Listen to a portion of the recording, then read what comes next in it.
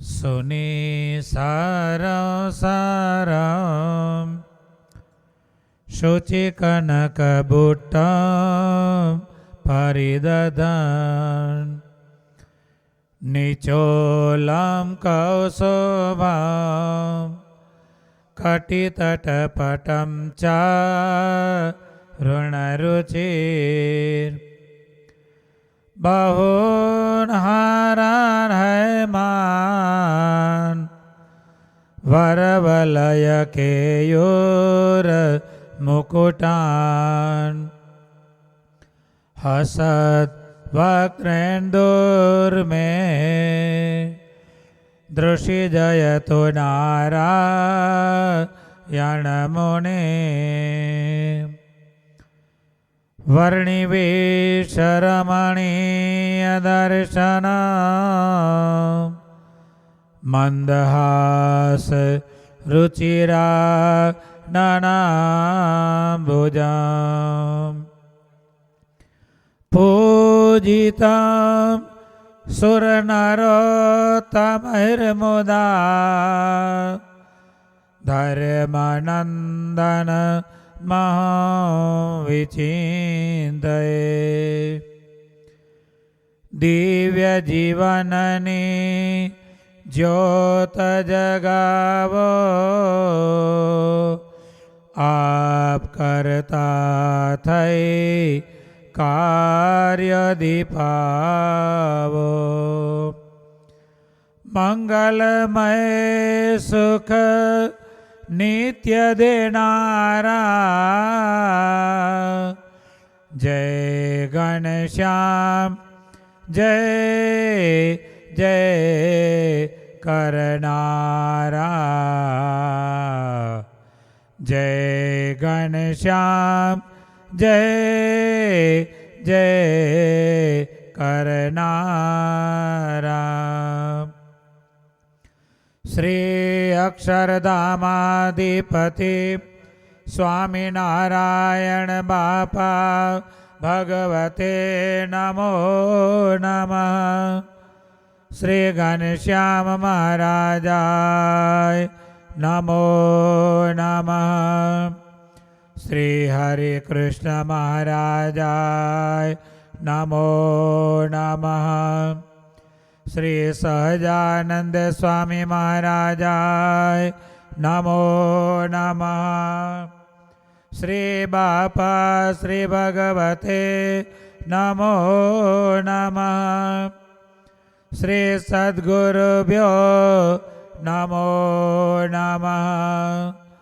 શ્રી સ્વામિનારાયણ ગાદી આદ્યાચાર્ય પ્રવર ધર્માધુરંધર સનાતન ધર્મ સમ્રાટ પરમ કલ્યાણકારી જીવન પ્રાણ સ્વામી બાપા ભગવતે નમો નમઃ. અનંત કોટી બ્રહ્માંડાધીશ પરાત પરવર પરબ્રહ્મ પૂર્ણ પુરુષોત્તમ સર્વાવતારી સર્વોપરી શ્રી સ્વામિનારાયણ બાપા, આપણા ગોપાળ બાપા, નિર્ગુણ બાપા, ઈશ્વર બાપા, શ્રી સ્વામિનારાયણ ગાદીના આદ્ય આચાર્ય પ્રવર ધર્માધુરંધર સનાતન ધર્મ સમ્રાટ પરમ કલ્યાણકારી જીવન પ્રાણ સ્વામી બાપા, સદ્ધર્મ રત્નાકર સનાતન ધર્મ સંરક્ષક વિશ્વ વાત્સલ્ય મહોદધિ વેદરત્ન પ્રેમમૂર્તિ આચાર્ય સ્વામીજી મહારાજ, જ્ઞાન મહોદધિ વર્તમાન આચાર્ય સ્વામીજી મહારાજ, પૂજનીય સંત મહાનુભાવો, વાલા સત્સંગી બંધુઓ, આજની આ દિવ્ય સભામાં ઉપસ્થિત સર્વ પોતાના મુક્ત મંડળને સ્વામિનારાયણ બાપા, સ્વામી બાપા, આચાર્ય સ્વામીજી મહારાજના દિવ્ય સ્નેહ અને આશીર્વાદ પૂર્વક જય શ્રી સ્વામિનારાયણ.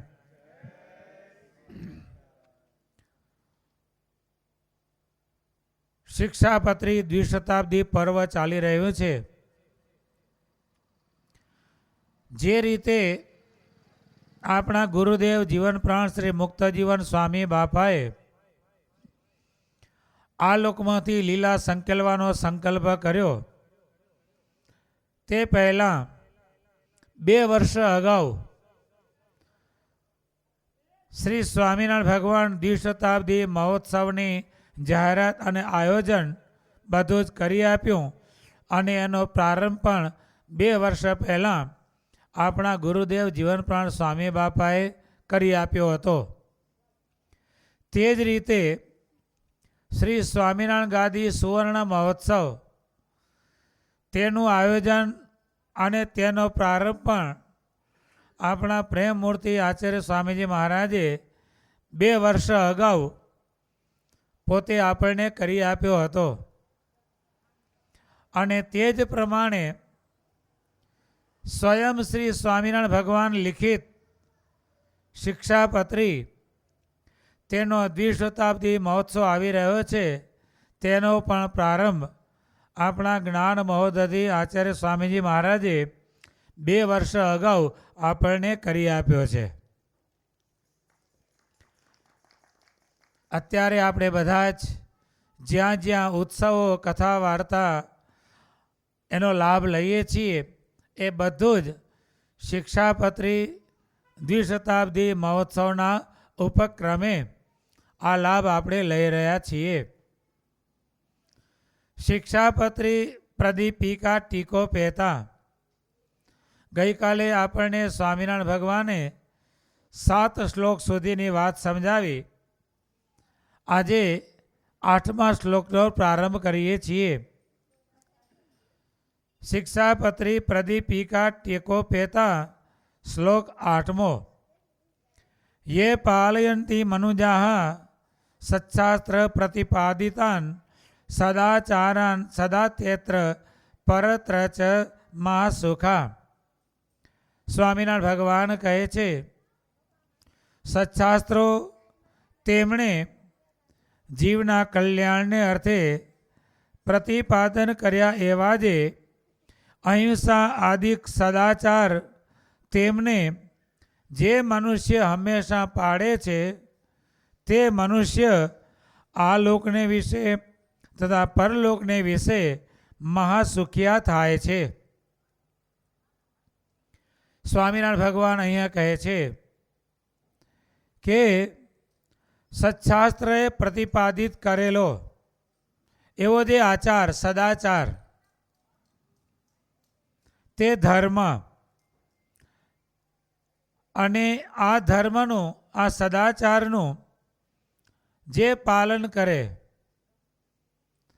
સત્શાસ્ત્રો ઋષિ મુનિઓએ આપણા નાદવંશીય પરંપરા સત્પુરુષોએ જે પોતાના વચનો લખ્યા તેને કહેવાય સત્શાસ્ત્ર. મૂળ શબ્દ છે સત અને શાસ્ત્ર, મીંડિયા શ વાળો શાસ્ત્ર અને આગળ સત, સારા શાસ્ત્ર. પછી સંસ્કૃતની દ્રષ્ટિએ સત અને શાસ્ત્ર એ 2 પાછળ પેલો શકાર આવ્યો એટલે આગળ તનો ચ થઈ જાય, અને એ તનો ચ થયો એટલે પાછળવાળો જે શ હતો એનો છ થઈ જાય. આ બધો સંસ્કૃતનો વિષય છે, એમાં આપણે જવું નથી. પણ શબ્દ બન્યો સત્શાસ્ત્ર. સત્શાસ્ત્ર એટલે શું? સત્પુરુષોની વાણી, તેને કહેવાય સત્શાસ્ત્ર. અને આવા જે સત્પુરુષો કહેવાય છે, તે સત્પુરુષોએ સ્વજીવનમાં ચરિતાર્થ કરેલ જે આચાર તેને ધર્મ જાણવો. શ્રુતિ અને સ્મૃતિઓમાં જે અનેક પ્રકારના ધર્મ કહેલા છે, તેમાં દેશકાળાદિકમાં વિષમપણાને લીધે સત્પુરુષના આચારને જ મુખ્યત્વે કરીને નિર્ણયરૂપ માનેલો છે. મહાભારતમાં ધર્મરાજાનું વચન છે તર્કો અપ્રતિષ્ઠિત, તર્કની કોઈ આબરૂ નથી. કેટલાક માણસોને વાતે વાતે તર્ક કરવાની ટેવ હોય, પણ તર્ક કરનાર મનુષ્યની કોઈ આબરૂ નથી. એ હંમેશા જે તર્ક જ કરતો હોય એ કોઈ પણ ફિલ્ડમાં સિદ્ધિ મેળવી શકે જ નહીં. એની બુદ્ધિ શેમાં ચાલે? તર્ક કરવામાં જ ચાલે. પણ તર્ક અપ્રતિષ્ઠિત છે. એક ભાઈ પોતે ધંધેથી દુકાનેથી ઘરે આવ્યા. એમના ધર્મપત્ની ઘરમાં રસોઈ કરતા હતા. એટલે પેલા ભાઈએ આવીને સીધું પાણી માગ્યું, એ પાણી લાવજે. ત્યારે ધર્મપત્નીએ કીધું ગોળામાં છે, લઈને પી લ્યો. ત્યારે પેલાની તર્ક બુદ્ધિ હતી, આખો દાડો તર્ક જ કર્યા કરે. એટલે પૂછે ગોળો ક્યાં? એટલે અંદરથી અવાજ આવે, એ પણ સામે પછી અવાજ હોય ને, એટલે અંદરથી અવાજ આવ્યો ગોળો પાણીયારે. તો પેલો કે પાણીયારું ક્યાં? ત્યારે અંદરવાળી કે ઘરમાં. તો ઓલો કે ઘર ક્યાં? તો કે ગામમાં. એટલે કે ગામ ક્યાં? તો કે તાલુકામાં. પેલો કે તાલુકો ક્યાં? તો કે જિલ્લામાં. પેલો કે જિલ્લો ક્યાં? તો કે રાજ્યમાં. પેલો કે રાજ્ય ક્યાં? તો કે દેશમાં. તો કે દેશ ક્યાં? તો કે પૃથ્વી ઉપર. એટલે કે પૃથ્વી ક્યાં? તો કે પાણીમાં. એટલે કે પાણી ક્યાં? તો ભાઈ ગોરામાં.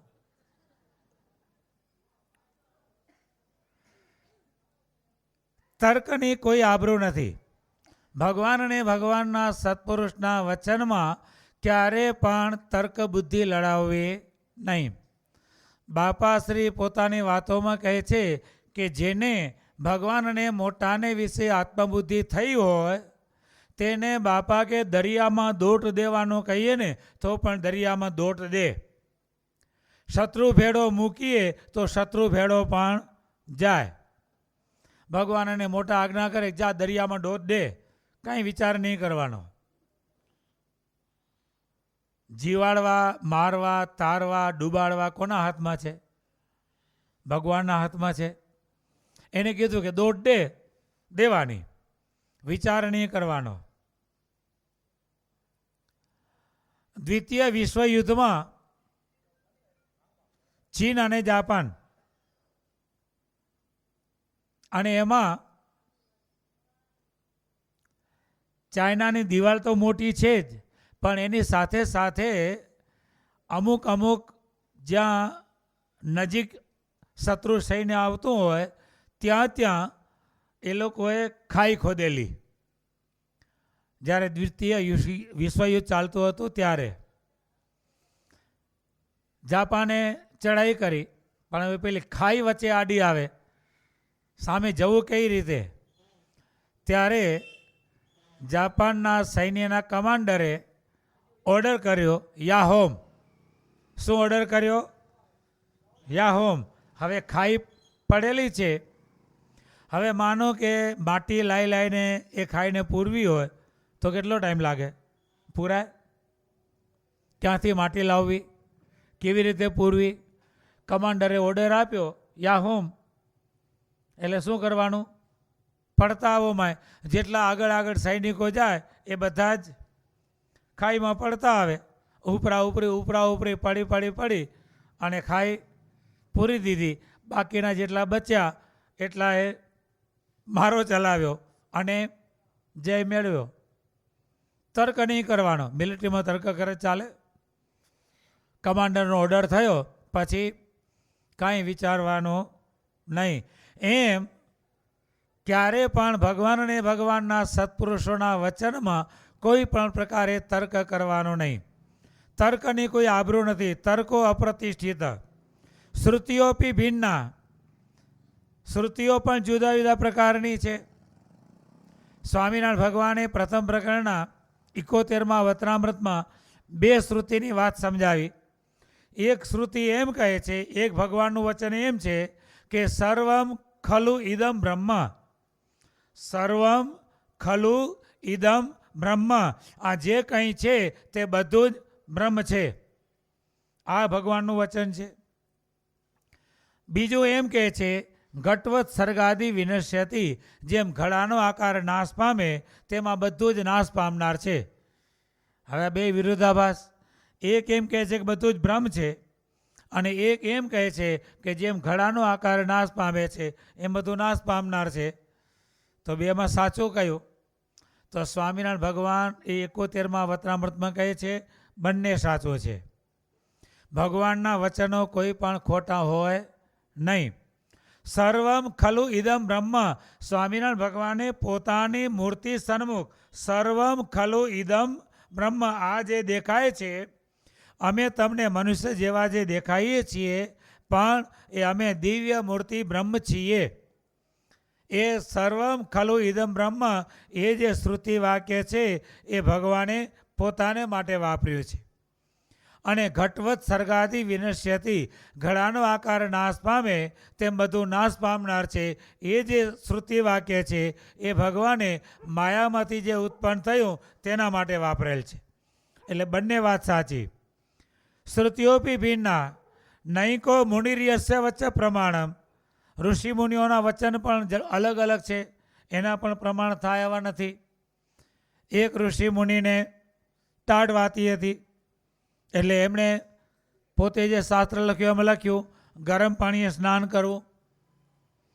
ત્યારે સામે બીજા ઋષિએ તર્ક કર્યો ગરમ પાણીથી સ્નાન કરવામાં શો ફાયદો, કારણ કે ગરમ પાણીએ સ્નાન કરીએ તો અંદર કોઈ ઝીણા બેક્ટેરિયા હોય એ બધા મરી જાય તો હિંસા થાય, માટે પાણીને ગરમ કરાય નહીં, અને ગરમ કરીએ તો શો ફાયદો. ત્યારે જે ગરમ પાણીવાળા ઋષિ હતા એ એમ કહે છે કે ગરમ પાણીએ આપણે સ્નાન કરીએ, એક તો જળના દેવતા વરુણ એમાં હોય જ, અને વળી પાછા એને ગરમ કરીએ એટલે અગ્નિદેવ ફળે, બે દેવ ભેગા થાય તો આપણને વધારે પવિત્ર કરે. એની વાતે ખોટી નથી. ત્યારે ઠંડા પાણીવાળા એમ કહે છે કે ગરમ પાણી કરીએ એટલે બેક્ટેરિયા બધા મરી જાય, હિંસા થાય, માટે ઠંડા પાણીએ સ્નાન કરવું. એની વાતે ખોટી નથી. એટલે નૈકો મૂઢિર્યસ્ય વચ્ચે પ્રમાણમ, એના વચન કોઈ પ્રમાણ થાય એવા નથી. જેને જેવું ફાવ્યું તે તેવું લખી ગયા. બાપાશ્રીની વાતોમાં એક પ્રસંગ આવે છે. એક ઋષિમુનિએ એક પ્રાયશ્ચિત લખ્યું છે. બ્રહ્મચારી અવકીર્ણિ થયો હોય તો તેને કાણીઓ ગધેડો મારીને તેનું ચામડું ઓઢીને ફરવું અને માગી ખાવું, આ એનું પ્રાયશ્ચિત. શું લખ્યું? બ્રહ્મચારી અવકીર્ણિ થયો એટલે કે દિવસે બ્રહ્મચર્ય વ્રતનો લોપ કરે. અવકીર્ણિ થવું એટલે દિવસે બ્રહ્મચર્ય વ્રતનો લોપ કરે બ્રહ્મચારી, તો તેનું પ્રાયશ્ચિત શું?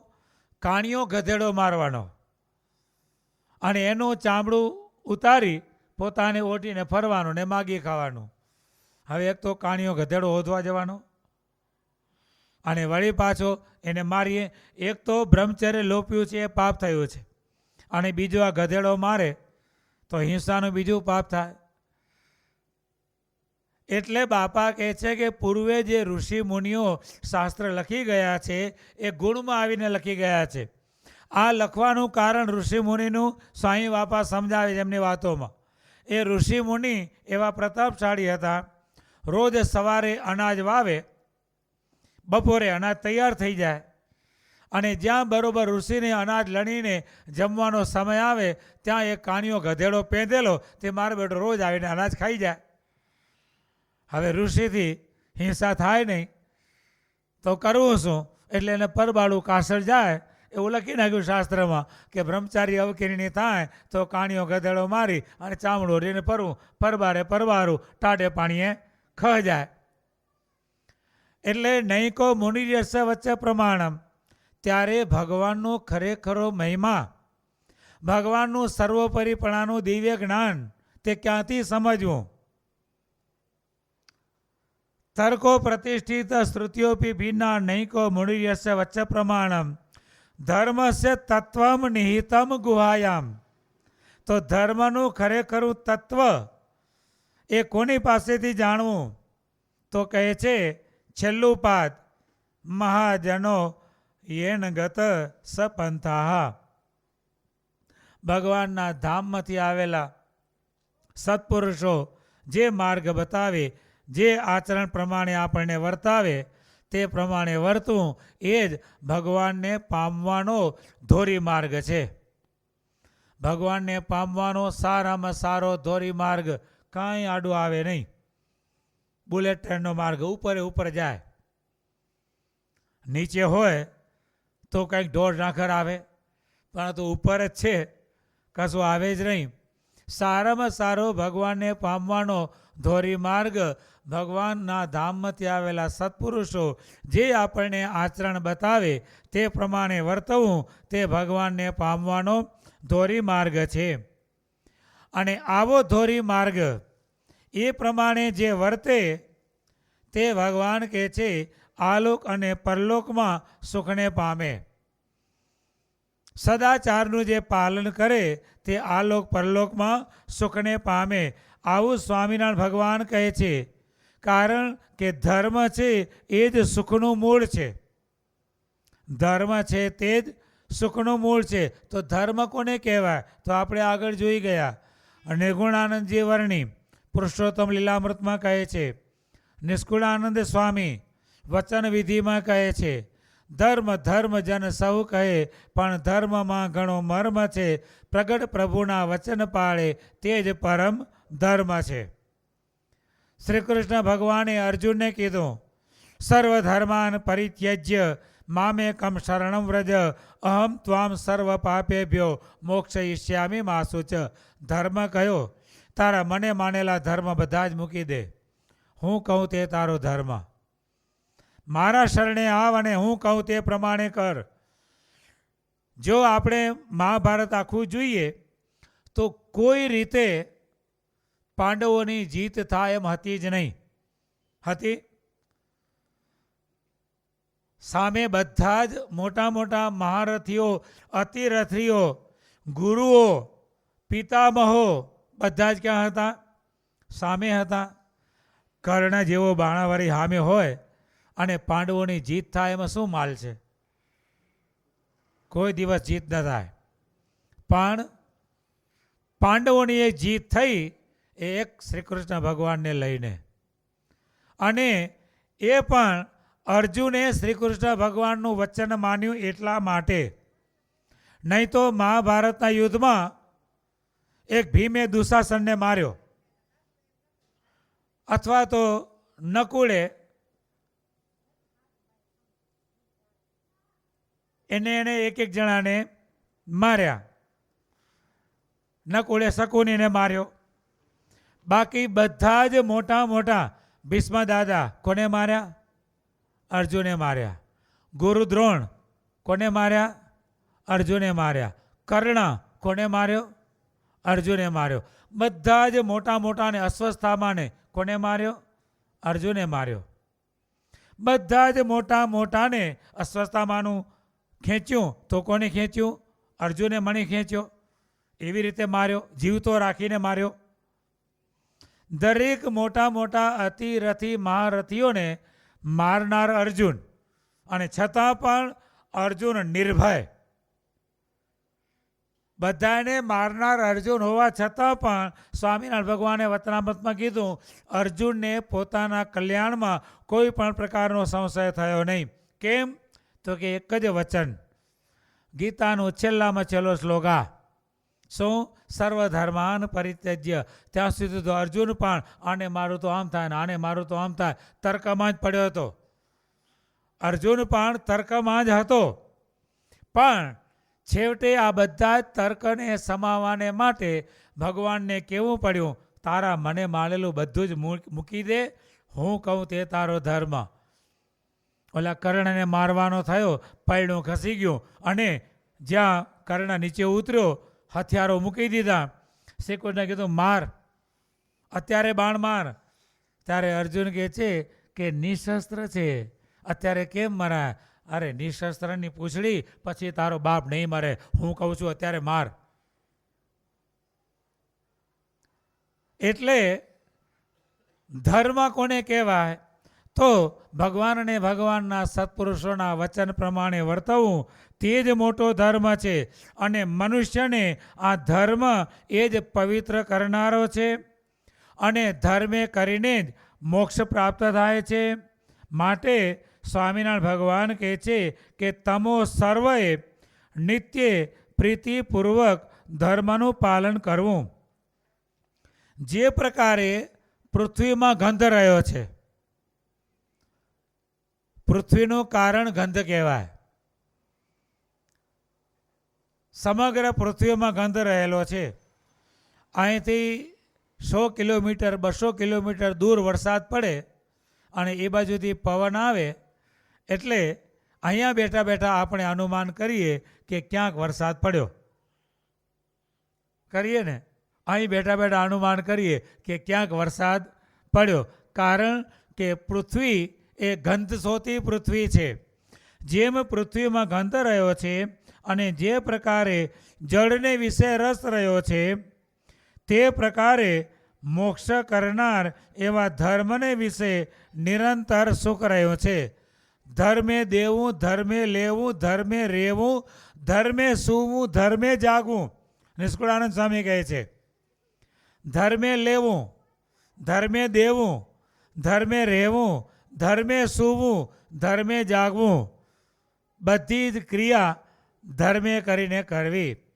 ધર્મને મૂકીને કોઈ પણ ક્રિયા કરવી નહીં.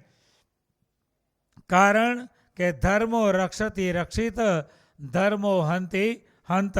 જે ધર્મનું રક્ષણ કરે છે તો ધર્મ તેનું રક્ષણ કરે છે, અને ધર્મને જે હણે છે, ધર્મનો નાશ કરે છે, ધર્મનો લોપ કરે છે, તો એનો પણ નાશ થઈ જાય છે. માટે હંમેશા ધર્મનું પાલન કરતા એવા પુરુષોને અપ્રાપ્ય કહેતા ન પ્રાપ્ત થાય એવું કંઈ પણ નથી. એને સર્વ સુખ માત્ર પ્રાપ્ત થાય છે. એ હેતુ માટે બુદ્ધિવાળા પુરુષોએ ધર્મનું દ્રઢપણે નિરંતર પાલન કરવું. દરેક મનુષ્યોએ જે જેને માનતા હોય તે પણ ધર્મનું નિરંતર પાલન કરવું. અને જે ધર્મનું પાલન કરે છે તે જ બધા સુખિયા થાય છે, અને જે ધર્મનો લોપ કરે છે તે હંમેશા દુખિયા થાય છે. અને એટલા માટે 9મા શ્લોકમાં સ્વામિનારાયણ ભગવાન કહે છે તાનુલંઘ્યાત્ર વર્તન્તે યેતુ સ્વૈરમ કુબુદ્ધય ત ઇયા મૂત્રચ મહલ લભંતે કષ્ટમેવઈ. આ ધર્મનું શિક્ષાપત્રી જે અમે લખી છે તેનું જે ઉલ્લંઘન કરે છે એવો જે કુબુદ્ધિ મનુષ્ય, કેવો કીધો એને? કુબુદ્ધિવાળો. ધર્મનો જે લોપ કરે છે તેને કુબુદ્ધિવાળો કીધેલો છે. અને આવા જે કુબુદ્ધિવાળા મનુષ્ય છે તે અત્રે આ લોકમાં અને પરત્ર પરલોકમાં મહાકષ્ટને પામે છે. માટે સ્વામિનારાયણ ભગવાન કહે છે કે આપણે હંમેશા ધર્મનું પાલન કરવું, પણ દેહ ઇન્દ્રિયો અંતઃકરણને લાલ લડાવવાને અર્થે શબ્દ સ્પર્શાદિક વિષયો તરફ વળેલી આપણી જે કુત્સિત બુદ્ધિ તે પ્રમાણે આપણે ચાલવું નહીં. હંમેશા ભગવાને જે આપણને આ બંધન આપ્યું છે ને એ બંધનમાં રહેવું. સ્વૈર્ણમ પોતાની ઈચ્છામાં આવે તેમ કરવું નહીં. દરેકે બંધનમાં રહેવામાં જ મજા છે. અને કિંમત પણ જે મનુષ્ય બંધનમાં રહે છે ને તેની જ કિંમત છે. આ બજારમાં કૂતરા રખડતા હોય એની કોઈ કિંમત ખરી? અને તમે કૂતરો વેચાતો લાવ્યા 10,000નો, 15,000નો, 25,000નો, લાખ રૂપિયાના કૂતરા મળે, અને લાખ રૂપિયાના કૂતરા લઈ અને ઘરમાં રાખે, અને એ કૂતરો ઘરના માલિકને વફાદાર રહે, બરોબર? તો એ કૂતરાની કેટલી બધી માવજત થાય છે. એને હાબુ ઘસીને નવડાવે, પોતે હાબુ ના વાપરતો હોય એવા શેમ્પુ એના માટે વપરાય, એના માટે ખાવાનું, એના માટે નવડાવવાનું, કેટલી બધી માવજત થાય છે. કેમ? બંધનમાં છે, એના ધણીના બંધનમાં છે. ગામડામાં કે આવા શહેરમાં હરાયા પશુઓ ક્યાંય ને ક્યાં રખડતા હોય, બજારમાં લારીઓ ઊભી હોય તો બધી લારીઓમાં મોઢું નાખે તો લારીવાળો શું કરે? ધોકાવારી કરે ને. પણ જે ધણિયાતું પશુ હોય, સવારે કદાચ એનો માલિક એને ધણમાં ચરવાને માટે મૂકી આવે, તો પણ એ ધણિયાતું જે પશુ છે સાંજે જેવો ભરવાડ બધાએ પશુને લઈને ગાયોને લઈને પાછો આવે એટલે ગાયને ભરવાડ ઘરે ઘરે મૂકવા જતો નથી. જાય છે? ગાયોને આખા ગામની ગાયો હોય તો એને ભરવાડ ઘરે ઘરે મૂકવા જાય છે. પણ જેવી ગામને ઝાંપે બધી ગાયો આવી અને ભરવાડે પોતાની વાંપ કાઢી લીધી, ઉલ્લંઘી લીધી, એટલે પછી બધી જ ગાયો દોડતી દોડતી દોડતી પોતપોતાના ઘરે જઈને જ ઊભી રહેશે. કોઈ દિવસ કોઈ ગાય બીજાના ઘરે જઈને ઊભી રહી? કદાચ ઘરની ડેલી બંધ હોય તો પણ એ ગાય એ ડેલીને બહાર જ ઊભી રહે. અને એવું જે ધણિયાતું પશુ એને માલિક ઘરમાં બાંધે. આવો શિયાળો હોય તો તેને કોથળા ઓઢાડી અને ઠંડીથી રક્ષણ કરે. ચોમાસું હોય પેલા બહુ પ્રકારના ડહ થાય, ડાંસ. ગામડાવાળા માણસો જોયા, અત્યારે ખબર ન હોય ડાહ કોને કહેવાય. ખબર છે ડાહ કોને કહેવાય? ખબર છે? જોયા છે કોઈએ ડાહ? ગામડાવાળા જોયા હશે, બાકી ખબર જ નહીં હોય ડાહ કેવા હોય. કરડે તો ખબર પડે. ડાંસ એવો હોય ચોટ્યો લોહી કાઢે. આવા ડાંસ ચોમાસામાં બહુ થાય અને પશુને બહુ હેરાન કરે. એ ડાંસ વધારે પશુને જ વળગે. તો એવા ડાંસથી પશુને બચાવવાને માટે પણ એનો ધણી એની બાજુમાં લીમડાના પાનના ધુમાડા કરે, એને ઓઢાડે, આ બધી રક્ષા કરે. કેમ? ધણિયાતું છે, બંધનમાં છે, ધણીના બંધનમાં છે. તો એમ બધું આપણે પણ ભગવાનની આજ્ઞારૂપી જે ધર્મ તેના બંધનમાં રહીએ ને તો જ આપણી કિંમત છે. બાકી છાટકા ફરતા હોય એની કોઈ કિંમત નથી. છાટકા ફરે એની કોઈ કિંમત ખરી? આ ઈંટાળા બધા તમારા પગ નીચે કતરાય છે. આ રોડ ઉપર ઈંટાળા પાથરીએ અને ક્યાંક મકાન ચડાતું હોય અને ઈંટનો કટકો પડ્યો હોય તો તમે પગે કરીને ઠેલો એને, બરાબર ને? હવે એ જ ઈંટનો કટકો કોઈ મનુષ્ય લઈ અને એના ઉપર નાળાસળી બાંધે અને બે ચોખા મૂકી દે, જરા કંકુ છાંટી દે અને 4 રસ્તાની વચ્ચે ઈંટવાળો મૂકી દે, તો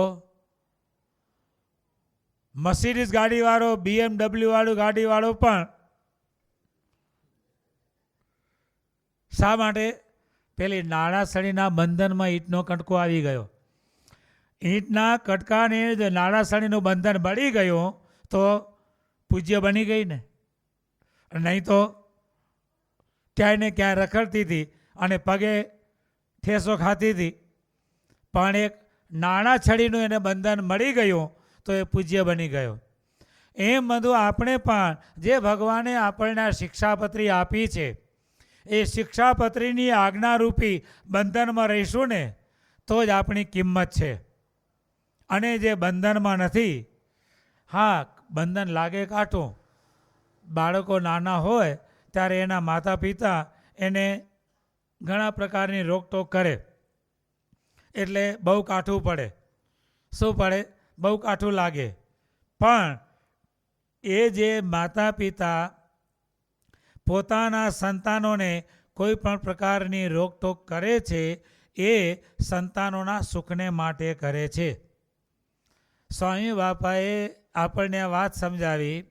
અત્યારના સમય પ્રમાણે હળહળ કળિયુગ છે, તો અત્યારના સમય પ્રમાણે કોઈ પણ દીકરો હોય કે દીકરી હોય પણ જીવનમાં બંધનમાં રહેવું અને એક નિયમ રાખવો, ઘરમાંથી બહાર નીકળવું ને.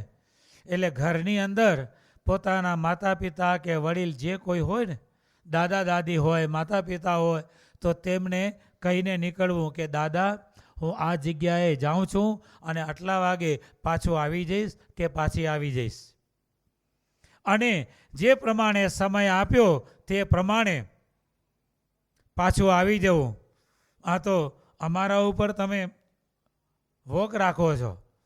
શું કે અમારા ઉપર તમે વોક નહીં? વોક નથી રાખતા ભાઈ, તારી રક્ષા કરે છે. શું કરે છે? તારી રક્ષા કરે છે. નહીં તો અત્યારે તમે રોજ જુઓ ને આ વોટ્સએપમાં ને પેપરમાં શું હોય, આને આ જ હોય છે ને, આના સિવાય બીજું કંઈ પેપરમાં આવે છે.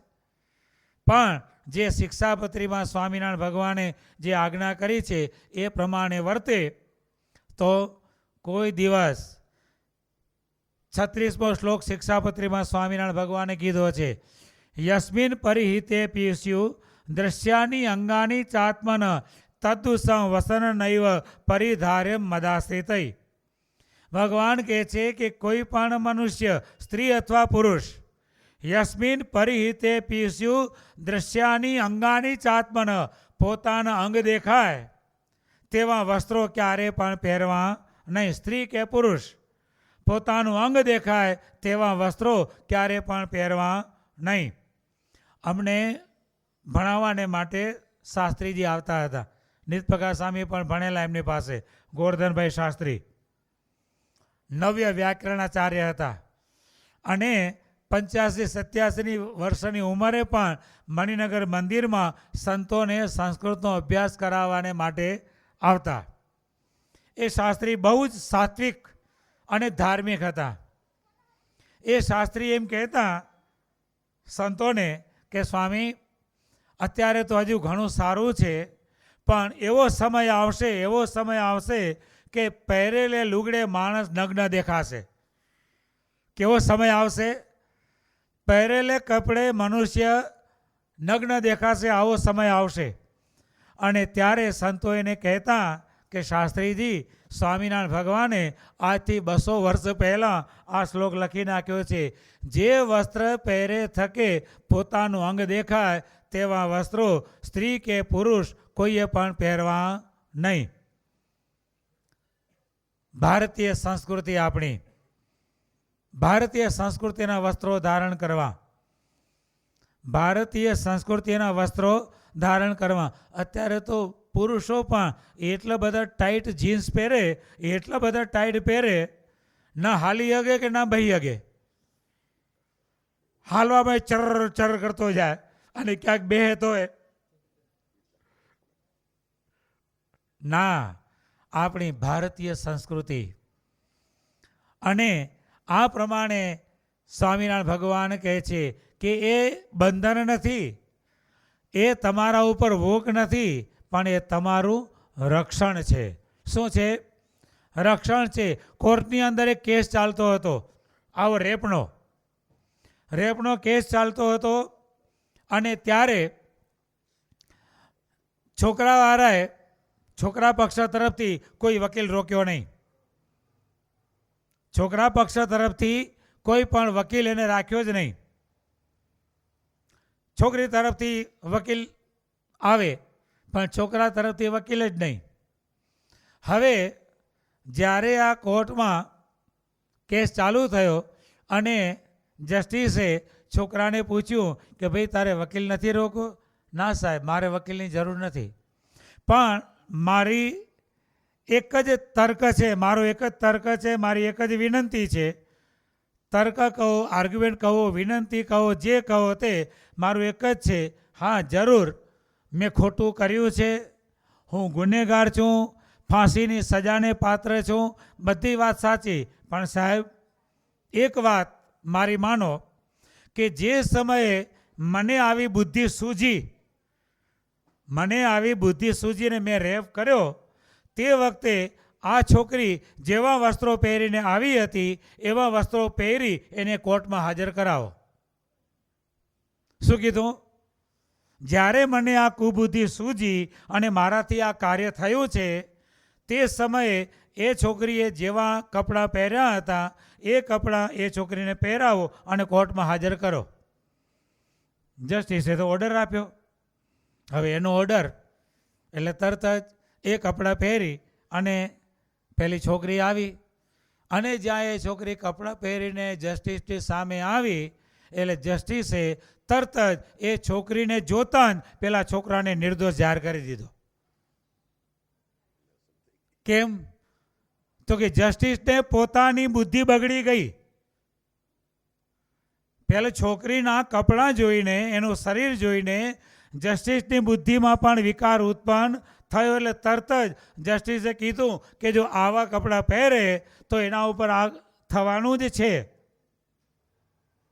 મારી બુદ્ધિ વિકારને પામી ગઈ તો આ છોકરાની બુદ્ધિમાં કેમ ન થાય?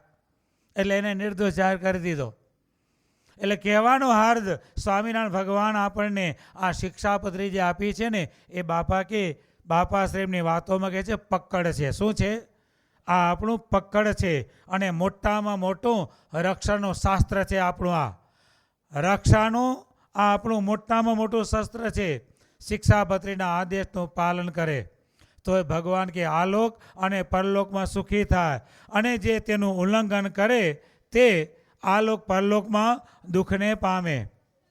આમ કહીને સ્વામિનારાયણ ભગવાન હવે ધર્મની શરૂઆત કરે છે. ધર્મની શરૂઆત કરતા 11મા શ્લોકમાં સ્વામિનારાયણ ભગવાન પહેલો જ ધર્મ કહે છે કસ્યાપી પ્રાણીનો હિંસા નૈવ કાર્યાત્ર મામ કહી સૂક્ષ્મયો કામત કોણાદે રપી બુદ્ધ્યા કદાચન. પહેલો જ ભગવાન અહિંસા ધર્મને મુખ્ય કરે છે. શરૂઆત જ ધર્મની, અહિંસા પરમો ધર્મ. અહિંસામાં ઘણા પ્રકારના ભાગ આવે, ઘણા પ્રકારની અહિંસા એમાં આવે. અહીંયા ભગવાન કહે છે કે અમારા જે સત્સંગી તેમણે કોઈ જીવ પ્રાણી માત્રની પણ હિંસા ન કરવી, અને જાણીને તો ઝીણા એવા જે જૂ માકડ ચાંચડ આદિ જીવ તેમની પણ હિંસા ક્યારે પણ કરવી નહીં. કસ્યાપી ક્યારે પણ કોઈ પણ પ્રકારે ભગવાન કહે છે કે હિંસા કરવી નહીં. આપણું સ્વામિનારાયણ સંપ્રદાયના 5 વર્તમાન: દારૂ ન પીવો, ચોરી ન કરવી, મદ્ય માંસનું ભક્ષણ ન કરવું, વ્યભિચાર ન કરવો, વટલવું નહીં ને વટલાવવું નહીં. હવે એમાં ત્રીજું વર્તમાન માંસ ભક્ષણ ન કરવું. હવે આ જે શ્લોક સ્વામિનારાયણ ભગવાને ધર્મની શરૂઆતનો 11મો શ્લોક કીધો, એમાં આ ધર્મ, આ વર્તમાન આવી ગયું. આવી ગયું કે નહીં? માંસ ભક્ષણ હિંસા કર્યા વિના થાય નહીં. એટલે ભગવાને કીધું કે કોઈ પણ જીવની હિંસા કરવી નહીં. બાપાશ્રી તો આપણને ત્યાં સુધી સમજાવ્યું, કોઈ પણ અનાજ કે શાકભાજી કે ઊંધિયું કંઈ પણ કરો, અને એટલા માટે તો સારામાં સારું જ્યાં ત્યાં જેવું તેવું જેનું તેનું ખાવું પીવું નહીં. હવે તમે ગમે ત્યાં બારે ખાઓ તો એ બહુ સારું હોય. કેમ? જે હોટલમાં તમે ખાવા જતા હો, ગમે એવી સારી 5 સ્ટાર હોટલ હોય કે 7 સ્ટાર હોટલ હોય, અને એમાં તમે ખાવા જતા હો ત્યારે એ જે રેસ્ટોરન્ટ ચલાવતો હોય એના માલિકને પૂછજો કે ભાઈ તું કોઈ દિવસ તે તારા રેસ્ટોરન્ટમાં ખાધું છે? એના માલિકને પૂછજો. જે માલિક રેસ્ટોરન્ટ ચલાવતો હોય એના માલિકને પૂછજો કે તું પોતે તારા રેસ્ટોરન્ટમાં કોઈ દિવસ ખાવા બેસે છે? કોઈ દિવસ નહીં ખાતો હોય. પોતે ઘરેથી ટિફિન લઈને આવશે, રેસ્ટોરન્ટ ઓફિસમાં આવશે, પણ પોતાના ઘરેથી ટિફિન લઈને આવશે. કેમ ભાઈ? તારું જ રેસ્ટોરન્ટ છે, તું જ બધાને ખવડાવે છે, તો પછી તું કેમ નથી ખાતો? તો કહે છે હું જાણું છું માય કેવું પાકે છે. એટલે આવું જો ખાવામાં આવે તો એ પણ માંસ ભક્ષણ કર્યું કહેવાય, અને એક પ્રકારની હિંસા છે. ભલે તમે માર્યું નથી, પણ અંદર રાંધાએ માર્યું ને તમે ખાધું. 7 પ્રકારના મનુષ્યો છે ને એ માંસ ભક્ષણમાં ગણાય. 7 પ્રકારના મનુષ્યો માંસ ભક્ષણમાં ગણાય. એટલે ભગવાન કહે છે કે ક્યારે પણ કોઈ પણ જીવની હિંસા કરવી નહીં. પુરુષોત્તમ લીલામૃતની અંદર સ્વામિનારાયણ ભગવાન એમ કહે છે કોઈ પણ શાસ્ત્ર કે કોઈ પણ દેવ, કોઈ પણ શાસ્ત્ર કે કોઈ પણ દેવ દેવી ક્યારે પણ હિંસા કરવાનું કહે જ નહીં. માની લો કે દેવ દેવી એ તો દરેકના જેને જે માનતા હોય એ એના મા બાપ જ કહેવાય, એના પૂજ્ય કહેવાય. તો હવે એવી કોઈ દેવી જે મા કહેવાતી હોય અને મા ક્યારે પણ પોતાના સંતાનોનો ભોગ માગે ખરી? પેલી તો આ વાત માગે. અને માની લો કે આવા કોઈ હિંસા કરનારા મનુષ્યો હિંસા કરે છે, દેવ દેવી આગળ કંઈક વધેરતા હોય, તો શા માટે ભાઈ ગરીબ કુકડા બોકડા એને શા માટે વધેરો છો? લઈ આવો સિંહ ચિંતા વાઘને પકડી આવો, સિંહ ચિતા વાઘને પકડી આવો, એનો ભોગ ચડાવો ને. આવા ગરીબ પ્રાણીનો ભોગ શા માટે ચડાવો છો? ખરેખર જો તમારે ભોગ જ ચડાવવો હોય તો જેને તમે માનો છો એ દેવીનું વાહન જ સિંહ છે. એ દેવીનું વાહન વાઘ સિંહ વગેરે છે ને, તો એના ભોગ ચડાવો, એને પકડી આવો. એને કેમ નહીં? અને બિચારા આવા ગરીબ જીવો, ગરીબ પશુઓ, બકરું કૂકડો, આવાને મરઘા, એને તમે ભોગ ચડાવો શા માટે?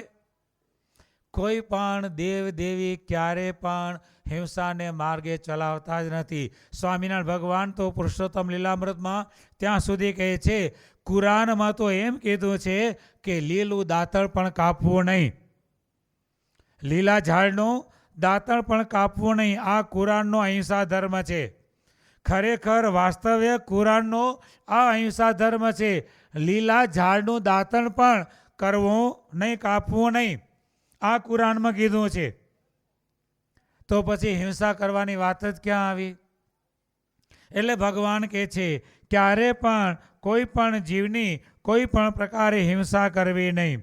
અહિંસૈવ પરો ધર્મ ઇતિ વેદાનુશાસનમ અસ્થિતિ સર્વતા વર્જ્યામ હિંસા સર્વૈર મદાશ્રિતૈ વપુષામ વજસામ ક્વાપી મનસા વાપી દેહિન કસ્યાપી નૈવ કર્તવ્યો દ્રોહી નિજ હિતૈ શુભી. અહિંસા એ જ પરમ ધર્મ છે. એ પ્રકારે વેદનું આજ્ઞા વચન છે. એ હેતુ માટે મારા આશ્રિત સર્વ તેમણે હિંસાનો સર્વ પ્રકારે ત્યાગ કરવો. પોતાનું હિત ઈચ્છનારા એવા પુરુષો તેમણે મન, વાણી અને દેહ કરીને ક્યારે પણ દેહધારી માત્રનો દ્રોહ ન કરવો. ખરેખર અહિંસા ધર્મ કયો? મન, વાણી અને શરીર તેને કરીને કોઈ પણ દેહધારી માત્રને દુખવવો નહીં, એ સાચે સાચી અહિંસા. મને કરીને પણ કોઈને દુખવો નહીં, કોઈનું ભૂંડું થવાનો સંકલ્પ ન કરવો કે આનું ધનોત પરત જાય. ઘણી વખત શું હોય, આપણે એમ હોય કે આપણે હિંસા નથી કરવી, પણ બીજો કોઈ તમારા શત્રુને મારતો એટલે તમે રાજી થાવ, હા ટોક ટોક બરોબર છે, એ જ લાગનો છે. ના, તો એ મને કરીને પણ હિંસા કરી કહેવાય. એવું ચિંતન કરો, ભગવાન એને પણ સદબુદ્ધિ આપે. શું? ભગવાન એને પણ સદબુદ્ધિ આપે. મને કરીને હિંસા નહીં કરવાની, વાણીએ કરીને હિંસા નહીં કરવાની, કોઈને તોછડા વચનો નહીં કહેવાના, કોઈને કટુ વાણી નહીં બોલવાની. કટુ વાણી બોલીએ એમાં પણ હિંસા થાય. ક્રોધેયુક્ત વાણી બોલીએ તો એ પણ હિંસા થાય. બરોબર, ક્રોધ ચડી જાય અને તમે વાણી બોલી નાખો તો એ પણ એક હિંસા થાય. સાંઈ બાપા વારંવાર દ્રષ્ટાંત આપતા, એક દરજી હતો ભાઈ. એક દરજી રાજ દરબારમાં કપડાં સીવે. રાજ દરબારનો દરજી એટલે એને તો કાંઈ ખામી હોય નહીં. હવે એક દિવસ એવું બન્યું, પહેલાંના જમાનામાં તમે બધાને ખબર, ગામડામાં જમીન બધી કોની? દરબારોની, અને વાવે પટેલિયા. એવું જ હતું ને, પહેલાં દરબારોની જમીન અને પટેલિયા વાવે. પછી દરબારો બધા સુરા સુંદરીમાં ઉતરી ગયા એટલે પટેલિયાઓ બધા જમીન પચાવી પાડ્યા. અને હવે પટેલિયાઓ જમીન મૂકી દીધી. અને હવે એટલે આ પ્રમાણે પેલા દરબારની જમીન, અને આવો શિયાળાનો સમય આવ્યો એટલે સરસ મજાના એની ખેતરમાં રીંગણા પાક્યા. એટલે ઓલો પટેલિયો વાડી વાવનારો હતો એ સરસ મજાના હવાના પોરમાં તાજા તાજા રીંગણા લઈ અને દરબારને ઘરે, ગરાસણી બહાર તો નીકળે નહીં, ગરાસણીને બહાર નીકળે ને ઓઝલમાં રહેવાનું, એટલે ઘરે પેલો પટેલ વાડીવાળો રીંગણા આપવા આવ્યો. રીંગણા આપ્યા. રીંગણા ઘણા હતા એટલે પેલા ગરાસણીને આ દરજી ઉપર જરાક હેત, હારા હારા કપડાં સીવી દે એટલે જરાક હેત, એટલે રીંગણા વધારે આવ્યા. એટલે ગરાસણીને એમ થયું કે આ બધા મારે ખવાશે નહીં, અમારે હાર 3-4 દાડા સુધી હુકેલા ખાવા, એના કરતાં થોડા રીંગણા આ દરજીને આપી દઉં. એટલે થોડા રીંગણા દરજીને આપ્યા કે લે દરજી, શાક કરીને ખાજે. એટલે સરસ મજાના તાજા તાજા સીધા ઉતારેલા અને કોણા કોણા રીંગણા જોયા એટલે દરજીને પાણી આવ્યું. એટલે દરજી તરત જ કે બા, સીવણનું કામ પછી કરીશ, આ રીંગણા ઘરે આપ્યા હું. એટલે દરજી સીધો ક્યાં ગયો? ઘરે. અને ઘરવાળીને કહે છે કે આજે રીંગણાનું શાક બનાવજે. આટલું કહીને દરજી આવતો રહ્યો. જવાબ સાંભળવા પણ રહ્યો નહીં કે મારી ઘરવાળી શું જવાબ આપે સાંભળવા રહ્યો નહીં. પણ હવે આ દરજી તો આટલું કહીને આવતો રહ્યો કે રીંગણાનું શાક બનાવજે. પણ હવે જ્યારે આ દરજી રીંગણા આપવા આવ્યો ત્યારે હવે આ બિચારા ગરીબ માણસો હવે એને દાળ પલાળી દીધેલી, દાળ ચડાવી દીધેલી, એટલે હવે દાળ તો ફેંકી દેવાય નહીં.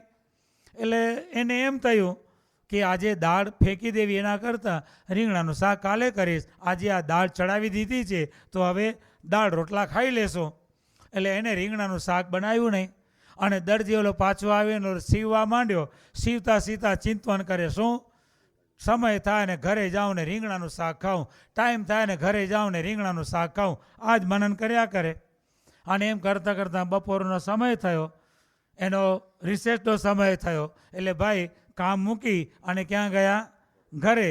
ઘરે ગયા અને જમવા બેઠા ત્યાં રીંગણાનું શાક આવ્યો નહીં. આખો દાડો ચિંતન કર્યું, રીંગણા ખાઓ, રીંગણા ખાઓ, રીંગણા ખાઓ, અને રીંગણાનું શાક આવ્યો નહીં. એટલે ભાઈનો પિત્તો ગયો. શું થયું? ભાઈનો પિત્તો ગયો ને બરોબર વ્યાપી ગયો. એટલે કીધું કે રીંગણાનું શાક કેમ નથી બનાવ્યું? ત્યારે પહેલું તો જરાક શાંતિથી કીધું કે ભાઈ તમે રીંગણા આપવા આવ્યા એના પહેલાં દાળ ચડાવી દીધી હતી, માટે મને એમ થયું કે રીંગણાનું શાક કાલે કરીશ. એટલે પહેલાંનો ભાઈનો તો પિત્તો ગયેલો હતો. એટલે તરત જ મારું માનવું ના હોય, મારી બાયડી થઈને, અને જો મારું માનવું ના હોય તો જા પડ કૂવામાં. શું બોલ્યો? ક્રોધમાં ને ક્રોધમાં બોલી ગયો કે મારી બાયડી થઈને મારું માનવું ના હોય તો પડ કૂવામાં. એટલે પેલીને બરોબરની ચડી ગઈ. મને કૂવામાં પડવાનું કીધું એટલે તરત જ ઘરમાંથી બહાર નીકળી ગઈ અને જઈને પડી કૂવામાં, મરી ગઈ. રાજમાં ફરિયાદ થઈ. એટલે ખૂની કોણ આવ્યો? દરજી. દરજી ઉપર ખૂનનો આરોપ આવ્યો. એટલે 14 વર્ષની આવીને 14 વર્ષની આવી ગઈ. હવે 14 વર્ષ સુધી ભાઈ રહ્યા જેલમાં. 14 વર્ષ પછી જેલમાંથી છૂટ્યા, બીજી લાવ્યા અને બીજો શિયાળો આવ્યો અને રીંગણા ભેગા.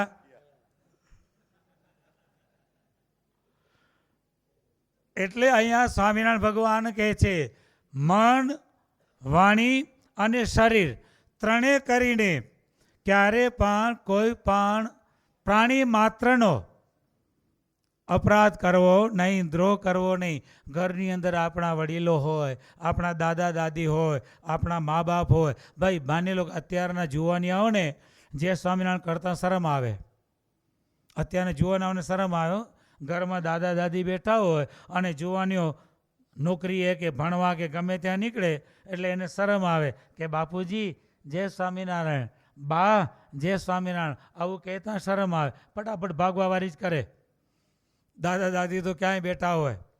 માની લો કે કદાચ શરમ આવે તો આમ તો ખરી રીતે તો આપણી ભારતીય સંસ્કૃતિ આ ઘરમાંથી બહાર નીકળવું ત્યારે માતા પિતા દાદા દાદી તેને ભલે તમે વાંકા વળીને પગે ન લાગો તો કાંઈ નહીં ભાઈઓ, પણ એટલું તો રાખજો કે એને 2 હાથ જોડી અને ઘરથી બહાર નીકળો ત્યારે માં જય સ્વામિનારાયણ, દાદા જય સ્વામિનારાયણ આટલું તો કહીને નીકળજો.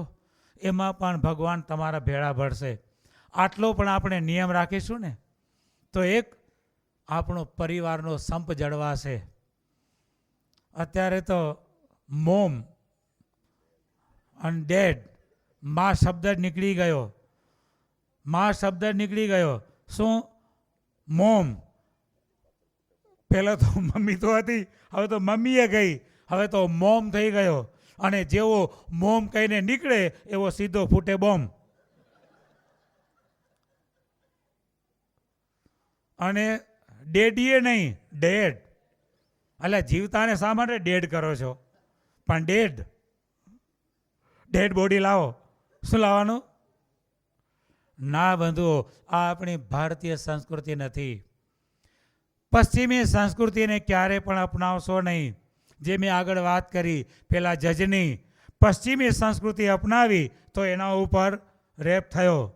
પણ ભારતીય સંસ્કૃતિ હોય, હે, ભારતીય સંસ્કૃતિ શું છે? લગ્ન થયા એટલે સાડી પહેરવાની. ખરી આ ભારતીય સંસ્કૃતિ? આ આપણી ભારતીય સંસ્કૃતિ. એટલે આ પ્રમાણે બંધુ આપણે ભારતીય સંસ્કૃતિને અપનાવો. પશ્ચિમી તો જવા દો, એ આપણી માસી છે. શું છે? હા, ભલે દીકરાઓને અત્યારે જમાનો છે અંગ્રેજી માધ્યમમાં દાખલ કરો, અંગ્રેજી ભણાવો, એની ના નથી. પણ અંગ્રેજી છે ને એ માસી છે, અને ગુજરાતી છે ને એ આપણી મા છે. માને મૂકીને માસીને નહીં અપનાવવાની. પેલી માને રાખાવો અને માસીને ખાલી વ્યવહાર પૂરતી રાખો. માસીને વ્યવહાર પૂરતી રાખો, અભ્યાસ પૂરતી જ રાખો. પણ માને હંમેશા જોડે ને જોડે રાખો. અને એમાં જ બંધુઓ આપણી ભારતીય સંસ્કૃતિનું રક્ષણ છે. અને એટલા માટે અહીંયા સ્વામિનારાયણ ભગવાન કહે છે, મન, વાણી અને દેહ કરીને કોઈ પણ દેહધારી માત્રનો દ્રોહ કરવો નહીં. કોઈને આપણી વાણીએ કરીને આપણા દાદા દાદી વડીલો માતા પિતા એને દુખોવા નહીં. આ તો જરા કંઈ માતા પિતા કંઈ કહે એટલે બેહો છાનામાના, તમને ખબર ન પડે. ના બંધુઓ, યુવાનો, આવા શબ્દો ન બોલાય. આ શબ્દ બોલીએ તો વાણી કરીને માતા પિતાનો અપરાધ કર્યો કહેવાય, હિંસા કરી કહેવાય. એવા તોછડા શબ્દો, એવી તોછડી વાણી આપણી હોય નહીં. મીઠી વાણી. શું? મીઠી વાણી. વાણીએ કરીને તમને ખાવાનું મળે. એક ભિખારી ભીખ માગવા ગયો. ભાઈ, ભિખારી ભીખ માગવા ગયો તો શેઠાણી કહે છે કે પહેલાં મારી પાસે બીજું કાંઈ છે નહીં, થોડી કઢી વધી છે, તે કઢી લઈ જા. પણ લઈ શેમાં જઈશ? ત્યારે પેલા એ પોતાના ઝોળામાંથી પેલા દેશી નળિયા આવે ને, ગોળ, એવું નળિયું કાઢ્યું કે બા, બીજું તો મારી પાસે કાંઈ વાસણ નથી, લો આ નળિયામાં કઢી આપી દો. શું કહે છે? આ નળિયામાં કઢી આપી દો. હવે ઓલું નળિયું, દેશી નળિયું આપણું, હવે એમાં કઢી રે. એટલે પેલા શેઠાણી કહે, પણ પહેલાં હું આ નળિયામાં કઢી આપીશ, કઢી આપીશ તો બે બાજુ તો વહી જશે, રહેશે નહીં. તો કે બા એમાં શું વાંધો, થોડી ખીચડીના બે બાજુ ડાટા મૂકી દો. શું કહે છે? થોડી ખીચડીના બે બાજુ ડાટા મૂકી દો તો રહી જશે માય. ખીચડીના ડાટા આવી ગયા એટલે ખીચડીની કઢી બે આવી ગયું. પછી પાછો પેલો મીઠા બોલો કે બા ચિંતા ન કરશો, હું અહીંયા તમારું આંગળું બગાડીશ નહીં, હું આ મારે ઝૂંપડીએ જઈ અને હું ખાઈ લઈશ. ત્યારે શેઠાણી કહે, ભાઈ તું ઝૂંપડી અહીંથી હાલતો હાલતો જઈશ અને રસ્તામાં કંઈ ધૂળ ઉડે, કચરો ઉડે, એ બધું કઢીમાં પડશે. તો બા તમારી વાત સાચી છે હો, રોટલો હોય તો માટે ઢાંકી દો ને. એટલે બા રોટલો લઈ આવ્યા અને ઢાંકી દીધો. રોટલો, કઢીને ખીચડી બધું જ મળી ગયું. શેનાથી? મીઠી જીભથી. હે, મીઠી જીભથી બધું જ મળી ગયું ને. એટલે આ મીઠી રાખવી અને અહીંયા બરફ રાખવાનો. શું કરવાનું? ઉપર બરફ રાખવાનો અને અહીંયા સાકર રાખવાની. આ બે હોય તો ક્યારે પણ કોઈ જીવની હિંસા ક્યારે પણ થાય નહીં, કોઈ જીવ આપણાથી દુખાય નહીં. એટલે ભગવાન અહીંયા 11મા શ્લોકમાં એમ કહે છે કે મન, વાણી અને દેહ કરીને ક્યારે પણ કોઈ પણ દેહધારી માત્રનો અપરાધ કરવો નહીં. અને આવું આપણે અહિંસા ધર્મનું પાલન કરવું. આવું આપણો શિક્ષાપત્રી ગ્રંથ ભલે દેખાય નાનો 212 શ્લોક છે, પણ એ શિક્ષાપત્રી મહાન મોટામાં મોટો ગ્રંથ છે. આ શિક્ષાપત્રીમાં 350 શાસ્ત્રો કરતાં પણ વધારે શાસ્ત્રોનો સાર ભગવાને આ શિક્ષાપત્રીમાં મૂક્યો છે. અને આ શિક્ષાપત્રી પ્રમાણે કોઈ પણ મનુષ્ય વર્તે, ગમે તે ધર્મને પાળો, કોઈ નિસ્બત નથી. અમે એમ નથી કહેતા સ્વામીના ધર્મને જ અપનાવી લો, ના. જે તમે ધર્મને પાળતા હો ભલે ધર્મને પાળો, જે દેવને માનતા હો તે દેવને માનો. હિન્દુ, મુસ્લિમ, ક્રિશ્ચન કોઈ પણ હોય, તમે જેને માનતા હો ભલે માનો, પણ આ શિક્ષાપત્રીના આદેશો પ્રમાણે વર્તશો તો જરૂર સ્વામિનારાયણ ભગવાનનો એવો આશીર્વાદ છે કે એવો શિક્ષાપત્રીને પાળનારો મનુષ્ય એ આલોક પરલોકમાં જરૂર સુખી થશે ને થશે. એવો મહાન શિક્ષાપત્રી ગ્રંથ આપણને સ્વામિનારાયણ ભગવાને આપ્યો છે. અહીંયા જે ભક્તો બધા જ બેઠા છો, બધા જ સ્વામિનારાયણ સંપ્રદાયના અનુયાયીઓ છો. દરેકની પાસે શિક્ષાપત્રી તો છે જ, એવું અમને અંતરમાં વિશ્વાસ છે. છતાં પણ કોઈની પાસે જો શિક્ષાપત્રી ના હોય, ભાઈઓ ગમે તે, જો શિક્ષાપત્રી ના હોય તો આજે અત્યારે એમને સ્વામિનારાયણ ગાદી સંસ્થાન એમના તરફથી એમને શિક્ષાપત્રી ભેટ આપવામાં આવશે. કોઈ પણ જાતનું એનું મૂલ્ય અમૂલ્ય છે, એનું મૂલ્ય કઈ રીતે આપવું? અમૂલ્ય છે એનું મૂલ્ય કઈ રીતે લેવું? તમે કદાચ મૂલ્ય આપશો તો કેટલું આપશો? 2 રૂપિયા અને 5 રૂપિયા. પણ અમૂલ્ય ગ્રંથ છે એનું કોઈ પણ મૂલ્ય અંકાય નહીં. પણ એક ભગવાનના પ્રસાદ તરીકે જેની પાસે ન હોય તે ભાઈઓ આવે અને શિક્ષાપત્રી એને ભગવાન તરફથી પ્રસાદ તરીકે ભેટ આપવામાં આવશે. શિક્ષાપત્રી અને એક આ નવા વર્ષનું 2025નું કેલેન્ડર પણ એમને આપવામાં આવશે. કોઈ પણ બહેનો પાસે શિક્ષાપત્રી ના હોય તો તેઓ ત્યાં અહીંથી ભાઈઓ ત્યાં આવશે અને એમણે પણ ભગવાનની પ્રસાદી સ્વરૂપે શિક્ષાપત્રી ભેટ આપશે. તેનો સ્વીકાર કરજો. અને બીજું કાંઈ ન કરો તો કાંઈ નહીં, સવારે ઉઠી નાહી ધોઈ અને શાંતિથી બેસી અને શિક્ષાપત્રીના ફક્ત 5 શ્લોક વાંચવાના. કેટલા?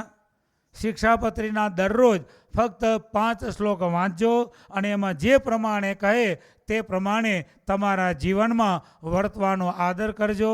તો ભગવાનના એવા દિવ્ય આશીર્વાદ છે. જો એ પ્રમાણે વર્તશો તો જરૂર સુખી થશો ને થશો જ. આજે બંધુ અહીંયા આપણે બધા જ કથા વાર્તાનો લાભ લીધો. આ બધા ભક્તો અહીંયા નજીકમાં જ રહે છે. તો એવા ભક્તોને એક વિનંતી છે કે ધનુર્માસ એટલે ભગવાન ભજવાનો માસ. શું મૂળ ધનુર્માસ એટલે શું થાય છે? આ મહિનો શરૂ થાય ને એટલે સૂર્ય ધનુર રાશિમાં જવા માંડે અને આપણે ઉત્તરાયણ આવે ને ત્યારે ધનુર રાશિમાંથી મકર રાશિમાં જાય એટલે એને મકર સંક્રાંતિ કહેવાય. અને આ ધનુર રાશિમાં સૂર્યનો પ્રારંભ થયો એટલે એને કહેવાય ધનુર્માસ.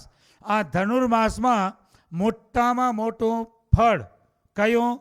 ભગવાનના સવારના પહોરમાં દર્શન, પૂજન, થાળ એ જે કરવામાં આવે ને, આ ધનુર્માસ ભગવાને આના માટે જ રાખ્યો છે. શેના માટે? ભગવાન ભજવાને માટે. ધનુર્માસ આવે એટલે વ્યવહારિક કામ બંધ. અત્યાર સુધી બધા ઢોલ વગાડી લીધા. હવે આ મહિનો આખો ઢોલ નગારા બંધ. હવે શું કરવાનું? સવારના પહોરમાં વહેલા ઉઠી ભગવાનનું પૂજન, દર્શન, થાળ આ બધું જ ભગવાનને કરવાનું. એ ધનુર્માસમાં બહુ જ મોટું ફળને આપનારું છે.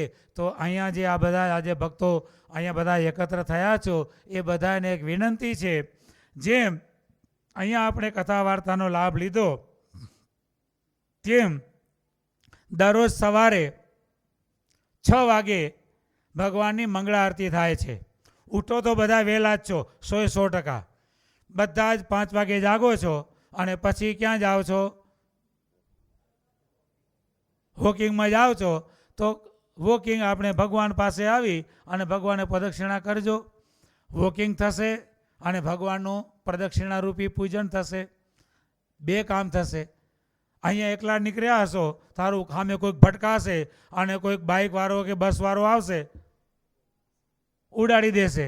એના કરતાં ભગવાનને ફરતા આવીશું તો ભગવાન આપણી રક્ષા કરશે અને પ્રદક્ષિણાનું પણ ફળ મળશે. અને 6 વાગે ભગવાનની મંગળા આરતી થાય. મંગળા આરતીના દર્શન કરી અને તરત જ સવારે પણ મંદિરમાં બધાને કથા વાર્તાનો લાભ આપવામાં આવે છે. તો દરેક ભક્તોને એક વિનંતી છે કે જેમ આપણે સાંજે કથા વાર્તાનો લાભ લઈએ છીએ તેમ સવારે પણ થોડા દિવસ, આ મહિનો જ છે ને, પછી તો બધા હવના કામમાં પાછા પડી જવાના છો. એટલે ભગવાને આપણને ભગવાન ભજવાને માટે આ મહિનો આપ્યો છે. તો સવારમાં વહેલા ઉઠી અને થોડા દિવસ માટે બધા જ મંગળા આરતીમાં ભગવાનના દર્શન કરી. કારણ કે મંગળાનો બહુ મહિમા. 100 શણગાર બરાબર 1 મંગા. 100 શણગાર આરતીના દર્શન કરો અને 1 મંગળા આરતીના દર્શન કરો, એનું ફળ વધારે. કેમ?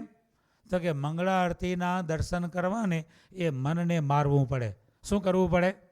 બરોબર હોઠ ગરમ થઈ હોય અને માય બરોબર હવાના પોરમાં જ ચડે. શું? રાતે 12 વાગ્યા હોય તો ભાઈ આમાં પડ્યા હોય. એટલે પછી સવારના 3 વાગે બરોબરની આવે અને બરોબર એને આવવાનો ટાઈમ થાય અને આપણે ભગવાન ભજવાનો ટાઈમ થાય. અને એવા સમયે મનને મારીને, ઊંઘને પણ ત્યજીને જે ભગવાનની મંગળા આરતીના દર્શન કરે ને તેને બહુ મોટું અમૂલ્ય ફળ મળે છે. તો આ ધનુર્માસ પૂરતા બધા જ ભક્તો સવારે મંગળા આરતીમાં ભગવાનના દર્શન અને કથા વાર્તાનો લાભ લેવાને માટે અવશ્ય પધારશો એવી દરેકને વિનંતી. હવે જે પ્રમાણે આપણે કીધું તે પ્રમાણે શિક્ષાપત્રી અને કેલેન્ડર જે ભક્તને ન મળ્યું હોય, જેમની પાસે ન હોય તેવા ભક્તો અહીંયા સંતો પાસેથી મેળવશે. અને બહેનોમાં કોઈને શિક્ષાપત્રીને કેલેન્ડર જોઈતું હોય તો અહીંથી સ્વયંસેવક ભાઈઓ ત્યાં આવશે તો એ પણ કેલેન્ડર અને શિક્ષાપત્રી પ્રાપ્ત કરશે. અને આજના યજમાન ભાઈ શ્રી મૂળજીભાઈના સુપુત્ર અનિલભાઈ, એમનો પરિવાર, બીજા ભાઈ પ્રકાશભાઈ ભલે અહીંયા નથી રહેતા પણ બંને ભાઈઓમાં અને એ બંને ભાઈઓના ઘરમાં અંદરો અંદર જે સંપ છે અને એકબીજાને સહાયરૂપ થવાની જે ભાવના છે, તો આજે એમના તરફથી આ સભાનું આયોજન છે. તો સ્વામિનારાયણ બાપા, સ્વામી બાપાને પ્રાર્થના કરીએ કે આ પરિવારમાં અત્યારે નહીં, અત્યારે તો ભાઈ તમે બંને ભાઈઓ તમારા માતા પિતાની ભક્તિનું ફળ ભોગવો છો, પણ હવે તમે બંને ભાઈઓ અને તમારા ધર્મપત્નીઓ જેમ તમારા માતા પિતાએ ભક્તિ કરી એનું ફળ તમે ભોગવો છો, તેમ તમે પણ એવી ભક્તિ કરો કે તમારું ફળ તમારા વંશ વારસોને પણ આવું ને આવું મળે અને વંશ વારસો પણ આવા પ્રેમથી અને સંપથી ભગવાન ભજે અને ભગવાનની સેવા કરે એવી ભગવાન સર્વને દિવ્ય શક્તિ ભક્તિ આપે એટલી પ્રાર્થના કરી આજની સભાને આપણે વિરામ આપીશું. બોલો શ્રી અક્ષરધામના અધિપતિ સ્વામિનારાયણ બાપાની જય. ઘનશ્યામ મહારાજની, હરે કૃષ્ણ મહારાજની જય. સહજાનંદ સ્વામી મહારાજની, બાપા શ્રીની જય. સદગુરુઓ શ્રીની જય. સ્વામિનારાયણ ગાદીના આદ્યાચાર્ય પ્રવર ધર્મ ધુરંધર સનાતન ધર્મ સમ્રાટ પરમ કલ્યાણકારી જીવન પ્રાણ સ્વામી બાપાની જય.